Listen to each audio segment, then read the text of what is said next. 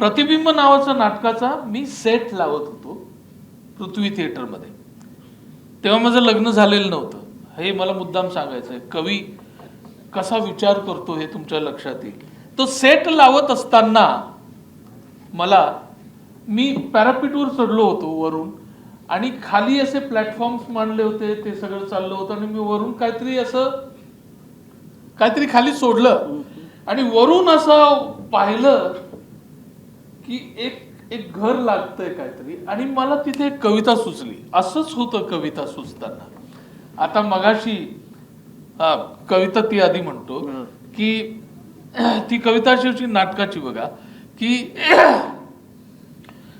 तुझं माझं लग्न आपणच सेट लावून आपणच नाटक केल्यासारखं. तुझं माझं लग्न आपणच सेट लावून आपणच नाटक केल्यासारखं.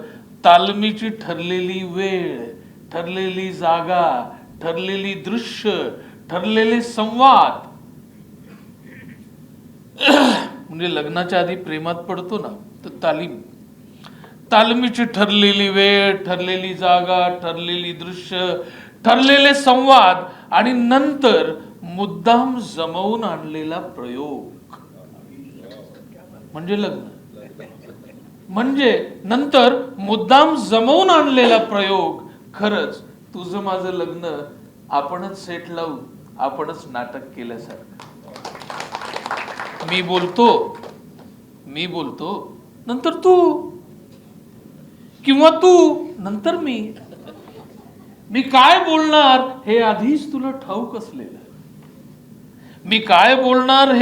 तुला ठाऊक असलेलं. आणि तुझेही शब्द माझ्यात रुंजी घातलेले.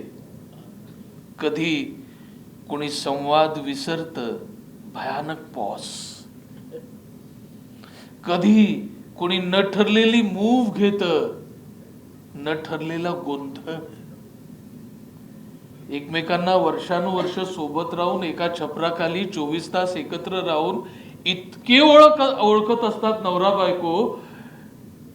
जर कधी कुणी अनोळखी मूव घेत, न ठरलेला गोंधळ, न ठरलेल्या भावनांचे, न ठरलेले हावभाव, असंही होतं कधी कधी.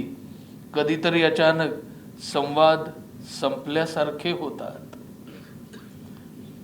म्हणजे लग्नाला 15-20 वर्ष झालेली आहेत. हा ऑफिस मधनं आलेला आहे, दमून भागून बसलेला आहे, पेपर वाचतोय.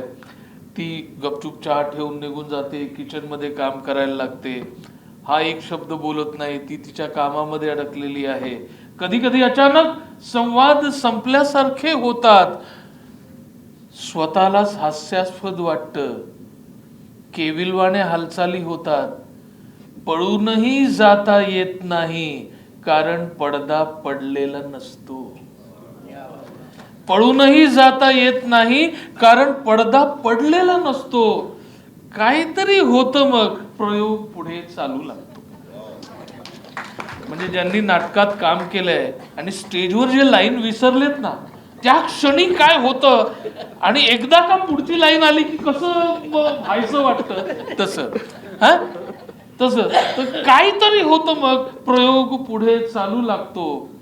पुढे पुन्हा तेच सुरू, ठरलेलं हसू, ओळखीचे अश्रू, जणू कधी काही घडलंच नव्हतं.